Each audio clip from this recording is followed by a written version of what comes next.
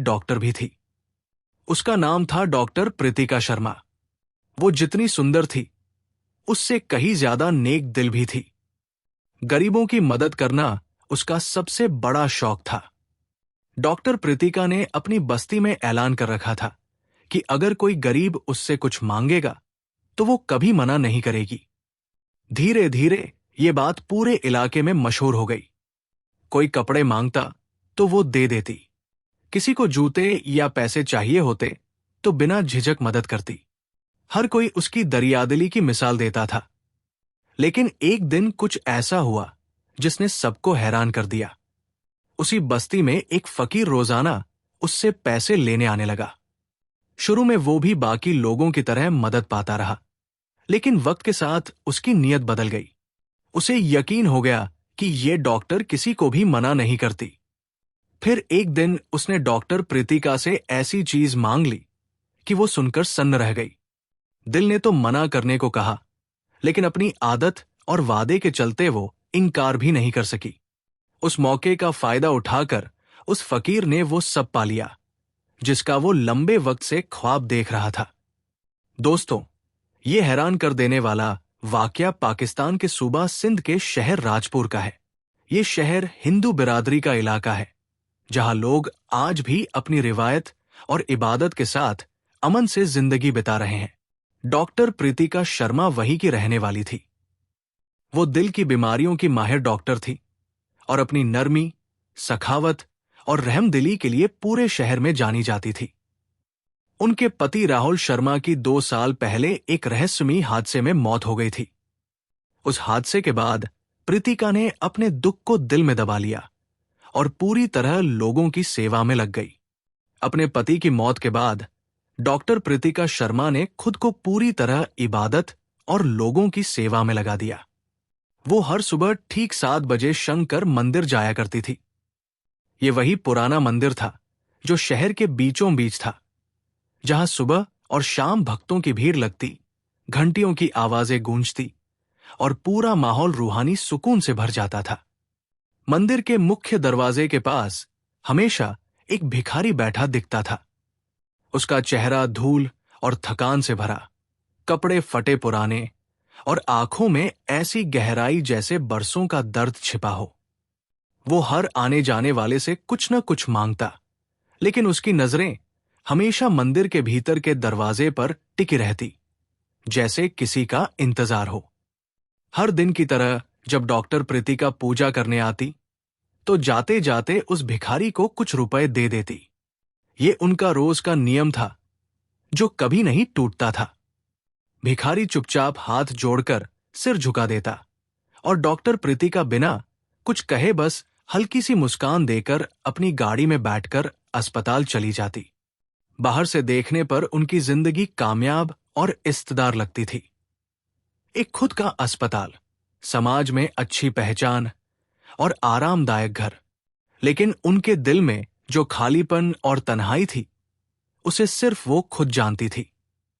अपने पति की जुदाई का गम और अकेलेपन की चुभन वो हर दिन मंदिर की सीढ़ियों पर भगवान के सामने रख आती थी।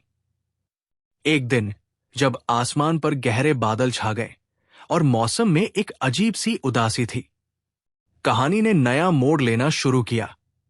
उस दिन हल्की बारिश शुरू हो चुकी थी, लेकिन डॉक्टर प्रीतिका शर्मा हमेशा की तरह मंदिर पहुंच गई।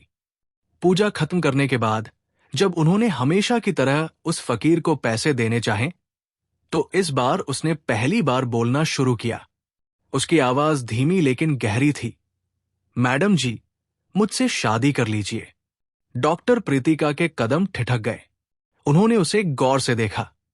क्या यह मजाक था या किसी पागलपन की निशानी? लेकिन उसके चेहरे पर ना मजाक था, ना दीवानगी। वो बात एक अजीब गंभीरता से कही गई थी।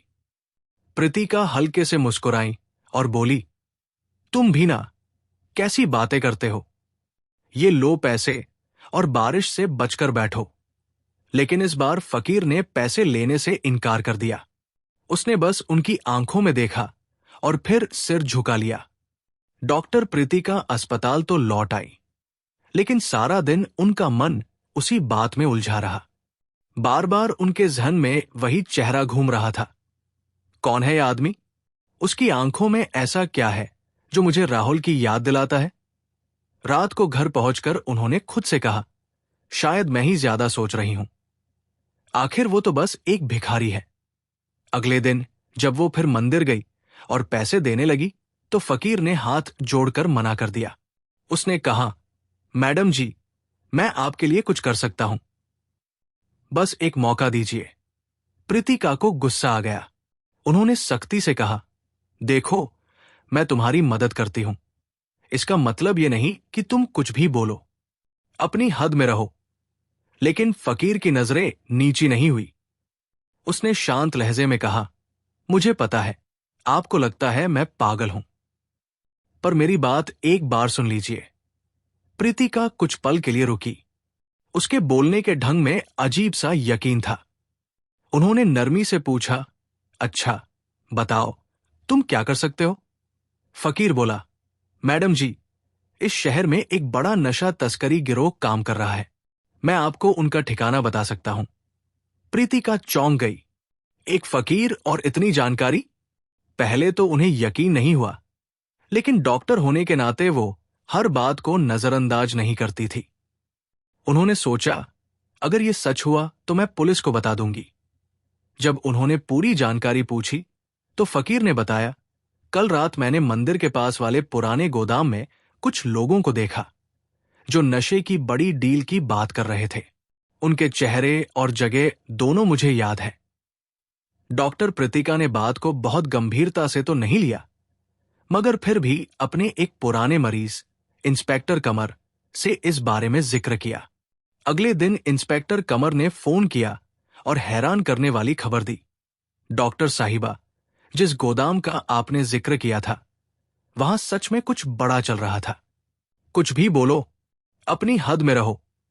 लेकिन फकीर की नजरें नीची नहीं हुई। उसने शांत लहजे में कहा, मुझे पता है, आपको लगता है मैं पागल हूं, पर मेरी बात एक बार सुन लीजिए। प्रीतिका कुछ पल के लिए रुकी। उसके बोलने के ढंग में अजीब सा यकीन था। उन्होंने नरमी से पूछा, अच्छा, बताओ, तुम क्या कर सकते हो? फकीर बोला, मैडम जी, इस शहर में एक बड़ा नशा तस्करी गिरोह काम कर रहा है। मैं आपको उनका ठिकाना बता सकता हूं। प्रीतिका चौंक गई। एक फकीर और इतनी जानकारी? पहले तो उन्हें यकीन नहीं हुआ, लेकिन डॉक्टर होने के नाते वो हर बात को नजरअंदाज नहीं करती थी। उन्होंने सोचा, अगर ये सच हुआ तो मैं पुलिस को बता दूंगी। जब उन्होंने पूरी जानकारी पूछी तो फकीर ने बताया, कल रात मैंने मंदिर के पास वाले पुराने गोदाम में कुछ लोगों को देखा जो नशे की बड़ी डील की बात कर रहे थे। उनके चेहरे और जगह दोनों मुझे याद है। डॉक्टर प्रीतिका ने बात को बहुत गंभीरता से तो नहीं लिया, मगर फिर भी अपने एक पुराने मरीज इंस्पेक्टर कमर से इस बारे में जिक्र किया। अगले दिन इंस्पेक्टर कमर ने फोन किया और हैरान करने वाली खबर दी। डॉक्टर साहिबा, जिस गोदाम का आपने जिक्र किया था, वहां सच में कुछ बड़ा चल रहा था। छवि बोलो, अपनी हद में रहो। लेकिन फकीर की नजरें नीची नहीं हुई। उसने शांत लहजे में कहा, मुझे पता है, आपको लगता है मैं पागल हूं, पर मेरी बात एक बार सुन लीजिए। प्रीतिका कुछ पल के लिए रुकी। उसके बोलने के ढंग में अजीब सा यकीन था। उन्होंने नरमी से पूछा, अच्छा, बताओ, तुम क्या कर सकते हो? फकीर बोला, मैडम जी, इस शहर में एक बड़ा नशा तस्करी गिरोह काम कर रहा है। मैं आपको उनका ठिकाना बता सकता हूं। प्रीतिका चौंक गई। एक फकीर और इतनी जानकारी? पहले तो उन्हें यकीन नहीं हुआ, लेकिन डॉक्टर होने के नाते वो हर बात को नजरअंदाज नहीं करती थी। उन्होंने सोचा, अगर ये सच हुआ तो मैं पुलिस को बता दूंगी। जब उन्होंने पूरी जानकारी पूछी तो फकीर ने बताया, कल रात मैंने मंदिर के पास वाले पुराने गोदाम में कुछ लोगों को देखा जो नशे की बड़ी डील की बात कर रहे थे। उनके चेहरे और जगह दोनों मुझे याद है। डॉक्टर प्रीतिका ने बात को बहुत गंभीरता से तो नहीं लिया, मगर फिर भी अपने एक पुराने मरीज इंस्पेक्टर कमर से इस बारे में जिक्र किया। अगले दिन इंस्पेक्टर कमर ने फोन किया और हैरान करने वाली खबर दी। डॉक्टर साहिबा, जिस गोदाम का आपने जिक्र किया था, वहां सच में कुछ बड़ा चल रहा था। कुछ भी बोलो, अपनी हद में रहो। लेकिन फकीर की नजरें नीची नहीं हुई। उसने शांत लहजे में कहा, मुझे पता है, आपको लगता है मैं पागल हूं, पर मेरी बात एक बार सुन लीजिए। प्रीतिका कुछ पल के लिए रुकी। उसके बोलने के ढंग में अजीब सा यकीन था। उन्होंने नरमी से पूछा, अच्छा बताओ, तुम क्या कर सकते हो? फकीर बोला, मैडम जी, इस शहर में एक बड़ा नशा तस्करी गिरोह काम कर रहा है। मैं आपको उनका ठिकाना बता सकता हूं। प्रीतिका चौंक गई। एक फकीर और इतनी जानकारी? पहले तो उन्हें यकीन नहीं हुआ, लेकिन डॉक्टर होने के नाते वो हर बात को नजरअंदाज नहीं करती थी। उन्होंने सोचा, अगर ये सच हुआ तो मैं पुलिस को बता दूंगी। जब उन्होंने पूरी जानकारी पूछी तो फकीर ने बताया, कल रात मैंने मंदिर के पास वाले पुराने गोदाम में कुछ लोगों को देखा जो नशे की बड़ी डील की बात कर रहे थे। उनके चेहरे और जगह दोनों मुझे याद है। डॉक्टर प्रीतिका ने बात को बहुत गंभीरता से तो नहीं लिया, मगर फिर भी अपने एक पुराने मरीज इंस्पेक्टर कमर से इस बारे में जिक्र किया। अगले दिन इंस्पेक्टर कमर ने फोन किया और हैरान करने वाली खबर दी, डॉक्टर साहिबा, जिस गोदाम का आपने जिक्र किया था, वहां सच में कुछ बड़ा चल रहा था। पुलिस ने जब गोदाम पर छापा मारा तो सब हैरान रह गए। वहां से एक बड़ा नशा तस्करी गिरोह पकड़ा गया। भारी मात्रा में नशीले पदार्थ और कागजात बरामद हुए। डॉक्टर प्रीतिका के लिए यह सब अविश्वसनीय था। वो सोच में पड़ गई, आखिर उस फकीर को इतनी सटीक जानकारी कैसे मिली? अगले दिन उन्होंने तय किया कि वो मंदिर जाकर सीधे उससे बात करेंगी। सुबह जब वो पहुंची तो फकीर हमेशा की तरह चबूतरे पर बैठा था। प्रीतिका पास जाकर बैठीं और शांत स्वर में बोली, तुमने इतनी पक्की जानकारी कैसे दी? तुम आखिर हो कौन? फकीर मुस्कुराया और बोला, मैडम जी, मैं वही हूं जो आपको दिखता हूं। बस फर्क इतना है कि मैं इस शहर को आपसे थोड़ा ज्यादा जानता हूं। उसकी बातों में कुछ रहस्यमय था जो प्रीतिका को और उलझा गया। अगले कुछ दिनों तक वो फकीर शहर के अलग अलग इलाकों में हो रहे गुनाहों की जानकारी देती रहा, और हर बार उसकी खबर बिल्कुल सही साबित होती। अब प्रीतिका समझ चुकी थी कि वो आम फकीर नहीं है, उसके अंदर कोई बड़ा राज छुपा है। उन्होंने सोचा कि अगर ज्यादा पूछताछ की तो शायद वो दूर चला जाएगा। इसलिए उन्होंने धैर्य से उसे समझने का फैसला किया। धीरे धीरे दोनों के बीच एक अजीब सा रिश्ता बन गया, ना दया का, ना खैरात का, बल्कि एक खामोश जुड़ाव का। अब प्रीतिका उसे पैसे नहीं देती थी, बल्कि उसके साथ बैठकर बातें करती। कभी कभी उसकी बातें उन्हें अपने पति राहुल की याद दिला देती। एक दिन फकीर ने कहा, मैडम जी, याद है आपने कहा था कि मंदिर की सीढ़ियों पर बैठकर चाय पीने का मजा ही कुछ और होता है? प्रीतिका का चेहरा सफेद पड़ गया। ये बात तो मैंने सिर्फ राहुल से कही थी, किसी और को कैसे पता? उन्होंने मुस्कुराकर बात तो टाल दी, मगर दिल में सवाल गूंजने लगा। एक रात जब वो अस्पताल से लौट रही थी, तेज बारिश हो रही थी। रास्ता सुनसान था और अचानक उनकी गाड़ी बंद हो गई। वो घबरा गई। तभी वो फकीर वहां आ गया, जैसे पहले से जानता हो कि वो मुसीबत में है। उसने गाड़ी चेक की और कुछ ही पलों में स्टार्ट कर दी। मैडम जी, इतनी रात को अकेली बाहर मत निकला करें, उसने कहा। उसकी आवाज में सच्ची चिंता थी। प्रीतिका ने उसे उस रात अपने घर आने का न्योता दिया। पहले तो उसने मना किया, लेकिन उनके जोर देने पर मान गया। रात के खाने पर बैठते हुए उसने एक निवाला लिया और बोला, ये स्वाद बहुत पुरानी यादें ताजा कर रहा है। प्रीतिका का दिल तेजी से धड़कने लगा। वो चुप रही, लेकिन सुबह होते ही एक फैसला कर लिया। उन्होंने अपने पुराने दोस्त और फॉरेंसिक एक्सपर्ट रवि सिन्हा को वो तस्वीर भेजी जो उन्होंने छुपकर फकीर की खींची थी। रवि ने ध्यान से देखा और कहा, प्रीतिका, ये चेहरा कुछ जाना पहचाना लग रहा है, लेकिन यकीन से नहीं कह सकता। अगर तुम इसके कपड़े या कोई चीज भेज सको तो मैं डीएनए टेस्ट कर सकता हूं। प्रीतिका उलझन में पड़ गई। वो नहीं चाहती थी कि फकीर को शक हो। अगर उसे लगा कि उस पर नजर रखी जा रही है तो शायद वो हमेशा के लिए गायब हो जाए। फिर उन्हें एक तरीका सूझा। एक दिन उन्होंने फकीर से कहा, श्याम, मैं चाहती हूं कि तुम अपनी जिंदगी को एक नई शुरुआत दो। मेरे घर के पीछे एक कमरा है, अगर चाहो तो वहां रह सकते हो। फकीर ने बताया कि उसका नाम श्याम है। पहले तो वो हिचकिचाया, मगर प्रीतिका के विश्वास ने उसे मानने पर मजबूर कर दिया। अब श्याम उसी कमरे में रहने लगा।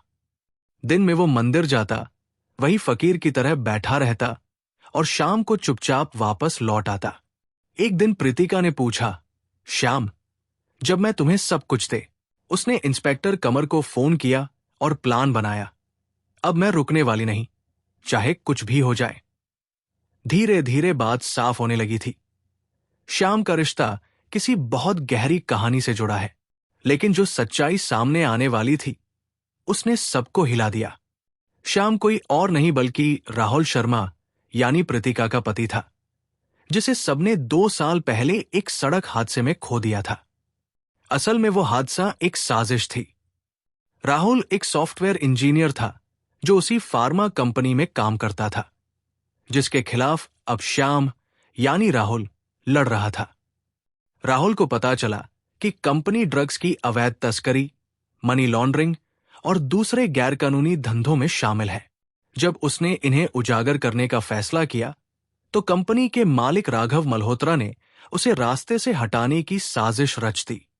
राहुल किसी तरह बच तो गया, लेकिन अपनी जान बचाने के लिए उसने अपनी मौत का नाटक करना पड़ा। सबको लगा कि वो मर गया है, लेकिन असल में उसने श्याम नाम से एक फकीर का रूप धारण कर लिया। मंदिर के बाहर बैठना, सब पर नजर रखना और बस एक झलक से अपनी पत्नी प्रीतिका को देख लेना, यही उसकी नई जिंदगी बन गई। वो जानता था अगर वो सामने आया तो राघव उसे तो मार देगा ही, साथ ही प्रीतिका को भी खतरा होगा। इसलिए राहुल ने एक एक कदम बहुत सोच समझ कर रखा और धीरे धीरे प्रीतिका की मदद से इस गंदे कारोबार की जड़ें हिलाने लगा। एक रात प्रीतिका और इंस्पेक्टर बकराम ने श्याम का पीछा किया। श्याम मंदिर से निकलकर शहर की तंग गलियों में चला गया। बार बार पीछे मुड़कर देखता, जैसे उसे किसी के पीछा करने का शक हो। कुछ देर बाद वो एक जले हुए पुराने गोदाम के पास रुका, वही जगह जहां कुछ हफ्ते पहले आग लगी थी। वही एक लंबा दाढ़ी वाला आदमी श्याम से धीमी आवाज में बात करने लगा। फिर उसने एक छोटा पैकेट श्याम को दिया और तुरंत चला गया। बकराम ने इशारा किया, हमें वो पैकेट देखना होगा। श्याम गोदाम के अंदर गया और अंधेरे में कुछ कागज देखने लगा। पैकेट में कुछ तस्वीरें और एक यूएसबी ड्राइव थी। थोड़ी देर बाद उसने वो तस्वीरें जला दी। प्रीतिका चौंक गई। क्या वो सबूत मिटा रहा है या किसी बड़े राज को छिपा रहा है? बकराम ने कहा, अभी कुछ मत बोलो, हमें और सबूत चाहिए। लेकिन प्रीतिका के मन में अब सिर्फ एक ही सवाल था, क्या श्याम वही राहुल है? अगली सुबह उसने आम दिन की तरह श्याम से बात करने की कोशिश की, लेकिन वो हमेशा की तरह चुप रहा। रात को जब श्याम सो गया तो प्रीतिका ने उसकी जेब से वो यूएसबी ड्राइव निकाली और लैपटॉप में लगाई। ड्राइव में कई फाइलें थी, कुछ ऑडियो रिकॉर्डिंग्स, तस्वीरें और एक वीडियो। उसने रिकॉर्डिंग चलाई। एक आवाज राघव मल्होत्रा की थी और दूसरी किसी अनजान आदमी की, जो एक खुफिया प्रोजेक्ट का जिक्र कर रहा था। राघव कह रहा था, वो सॉफ्टवेयर वाला अब हमारे रास्ते में नहीं है। प्रीतिका का दिल जोर जोर से धड़कने लगा। क्या वो सॉफ्टवेयर वाला राहुल था? फिर उसने तस्वीरें देखी। राघव और उसके साथी नशे की पैकिंग करते दिख रहे थे, लेकिन आखिरी तस्वीर ने उसे झकझोर दिया। तस्वीर में जो शख्स था उसका चेहरा धुंधला था, मगर उसकी चाल और आंखें राहुल जैसी थी। जब उसने वीडियो चलाया, उसमें राघव किसी शख्स से कह रहा था, अगर तुमने हमें धोखा दिया तो तुम्हारी बीवी भी नहीं बचेगी। और जवाब में वही शख्स बोला, मेरी बीवी को इस सब से दूर रखो। प्रीतिका की सांसें थम गई। ये आवाज श्याम की थी। अब सब कुछ साफ था। श्याम यानी राहुल, जो अपनी ही मौत का नाटक कर चुका था, दरअसल अंदर से राघव के खिलाफ खेल रहा था। लेकिन राघव को भी अब श्याम पर शक हो गया था। उसने अपने आदमियों को उसे ढूंढने का हुक्म दे दिया। अगले दिन प्रीतिका को उसके दोस्त डॉक्टर रवि सिन्हा का फोन आया। डीएनए टेस्ट की रिपोर्ट आ गई है, लेकिन मैं फोन पर नहीं बता सकता। तुम तुरंत ऑफिस आओ। जैसे ही वो ऑफिस पहुंची, रवि ने उसे एक लिफाफा दिया और कहा, यह रिपोर्ट तुम्हारी जिंदगी बदल सकती है। उसी पल उसका फोन बजा। इंस्पेक्टर बकराम था, जो घबराई आवाज में बोला, प्रीतिका, तुरंत वहां से निकलो। श्याम को कुछ लोग उठा ले गए हैं। मुझे लगता है ये राघव के आदमी हैं। प्रीतिका का दिल डूब गया। अब उसे पूरा यकीन हो चुका था। श्याम वही राहुल है, उसका पति, जो जिंदा है और एक खतरनाक साजिश के खिलाफ अकेला लड़ रहा है। क्या चाहोगे मैं अब इसी हिस्से के हिसाब से हर सीन के लिए cinematic image prompts, Canon EOS R5 style 8K daylight look बनाऊं, ताकि कहानी के विजुअल्स एकदम कंसिस्टेंट और रियलिस्टिक दिखें? यह रहा तुम्हारे दिए हुए हिस्से का मॉडर्न, साफ और भावनात्मक हिंदी में पूरी तरह रीलिखा गया वर्जन, जो 30 से 70 साल की उम्र के दर्शकों के लिए एकदम समझने योग्य, आकर्षक और इंसानी लहजे में है। रीराइट किया गया आधुनिक हिंदी संस्करण श्याम मंदिर के बाहर सिर्फ इसलिए बैठता था ताकि दूर से प्रीतिका को देख सके। वो जानता था कि अगर वो सामने आया तो राघव न केवल उसे बल्कि प्रीतिका को भी मारने से नहीं चूकेगा। इसलिए वो चुपचाप अपनी पहचान छिपाकर कंपनी के अंदर के राज इकट्ठा करता रहा। आखिरकार वो उन अपराधों को उजागर करने के बेहद करीब पहुंच चुका था। लेकिन अब राघव को उस पर शक हो गया था।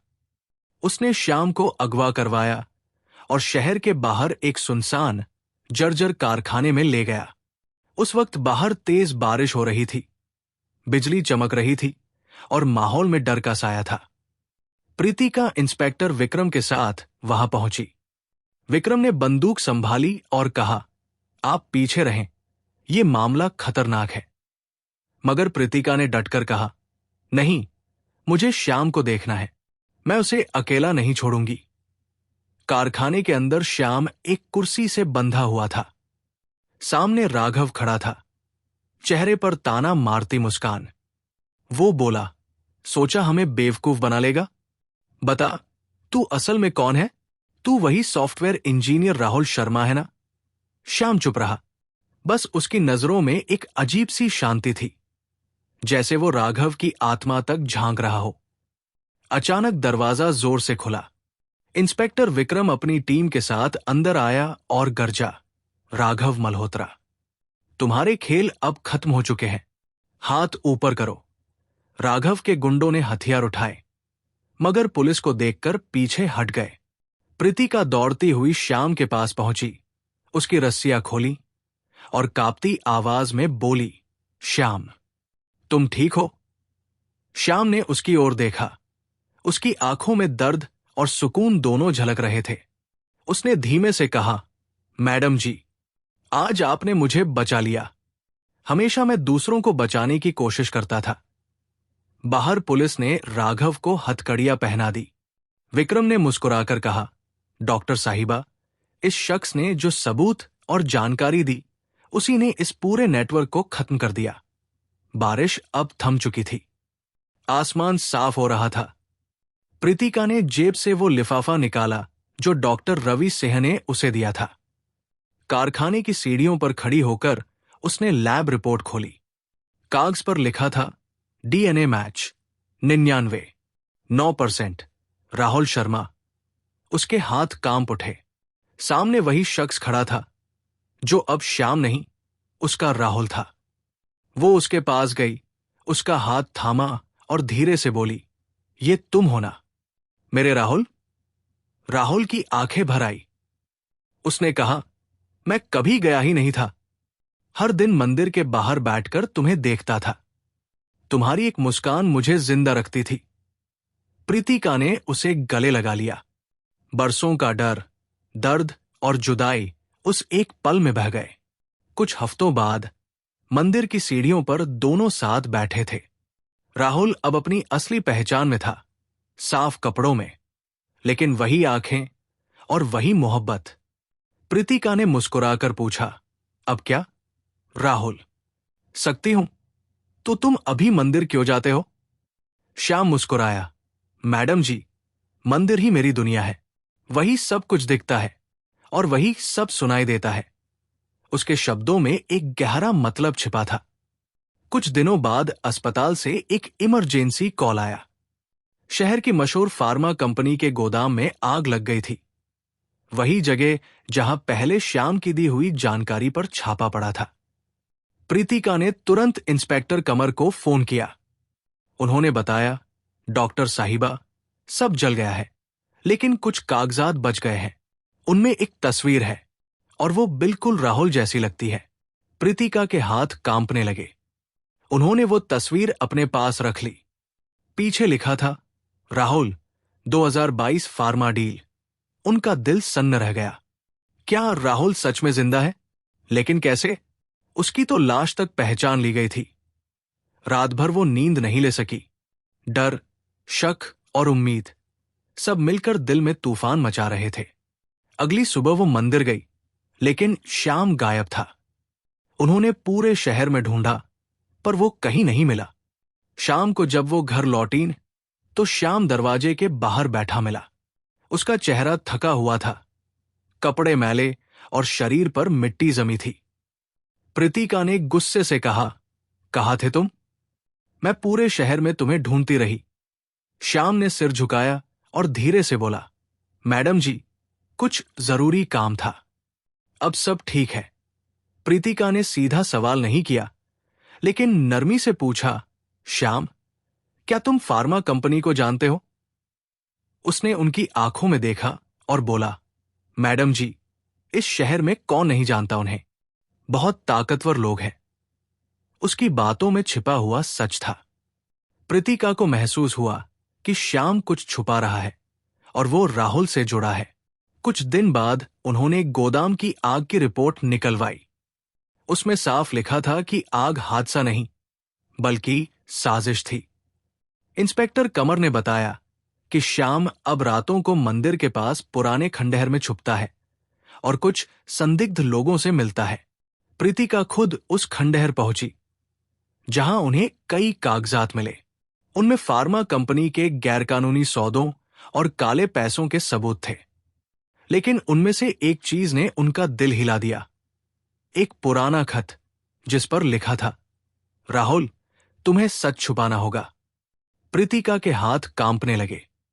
क्या राहुल जिंदा है, या ये किसी बड़ी साजिश का हिस्सा है? उन्होंने श्याम को बुलाया और वो तस्वीर सामने रख दी जो गोदाम से मिली थी। श्याम, ये तुम हो ना? सच बताओ, तुम कौन हो? श्याम ने तस्वीर देखी, फिर धीरे से मुस्कुराया, मैडम जी, कुछ सवालों के जवाब वक्त देता है, लेकिन मैं वादा करता हूं, आपको कभी नुकसान नहीं पहुंचेगा। प्रीतिका ने सख्त लहजे में कहा, अगर तुमने अभी सच नहीं बताया तो मैं पुलिस को बुला लूंगी। श्याम शांत स्वर में बोला, अगर आपने ऐसा किया तो आप वो सच कभी नहीं जान पाएंगी जो राहुल से जुड़ा है। उसने एक कागज पर पता लिखा और कहा, फार्मा कंपनी के ऑफिस के तहखाने में एक खुफिया कमरा है जहां सबूत छिपाए गए हैं। प्रीतिका ने तुरंत इंस्पेक्टर कमर को सूचना दी। पुलिस ने छापा मारा और जो वहां मिला उसने सबको हिला दिया। नशे की दवाएं, काले धन के दस्तावेज और बार बार लिखा गया एक ही नाम, राहुल शर्मा। कई कर्मचारी गिरफ्तार हुए, लेकिन प्रीतिका का संदेह खत्म नहीं हुआ। श्याम अब और भी रहस्यमय हो गया था। वो कई रातों तक गायब रहता और सुबह ऐसे लौट आता जैसे कुछ हुआ ही न हो। उसकी आंखों में अब खौफ नहीं, बल्कि सुकून था, जैसे किसी बड़े राज से समझौता कर चुका हो। उधर प्रीतिका ने रवि सिन्हा को फोन किया, डीएनए टेस्ट की रिपोर्ट कब आएगी? रवि ने कहा, 2 दिन में, लेकिन अगर नतीजा वैसा निकला जैसा तुम सोच रही हो तो सब कुछ बदल जाएगा। उसी रात प्रीतिका के फोन पर एक अनजान कॉल आया। दूसरी तरफ भारी आवाज थी, डॉक्टर प्रीतिका, आप बहुत आगे बढ़ चुकी है, लेकिन सच के करीब पहुंचने की कीमत चुकानी पड़ती है। श्याम को छोड़ दो, वरना अंजाम बुरा होगा। कॉल कट गया। प्रीतिका के हाथ कांपने लगे। अब यह साफ था, जो कुछ भी चल रहा था वो सब सच था। जरूर ये रहा तुम्हारे दिए गए हिस्से का पेशेवर, मॉडर्न और साफ भाषा में लिखा गया नया वर्जन, जो 30 से 70 साल की उम्र के दर्शकों के लिए बिल्कुल समझने योग्य और दिलचस्प है। रीराइट किया गया संस्करण, मॉडर्न हिंदी, नेचुरल एंगेजिंग। अब प्रीतिका को यकीन हो गया था कि श्याम कोई साधारण फकीर नहीं, बल्कि किसी बड़े राज का हिस्सा है। मगर अब पीछे हटने का कोई रास्ता नहीं था। वो हर हाल में सच्चाई जानना चाहती थी। उसे अब समझ आ गया था कि श्याम हर रात किसी अंधेरी गली की तरफ जाता है, मंदिर से निकलकर खंडहरों के बीच। वहां कुछ ऐसे लोग उससे मिलने आते हैं जो दिन में कभी नजर नहीं आते। प्रीतिका ने ठान लिया, अब वो श्याम का पीछा करेगी।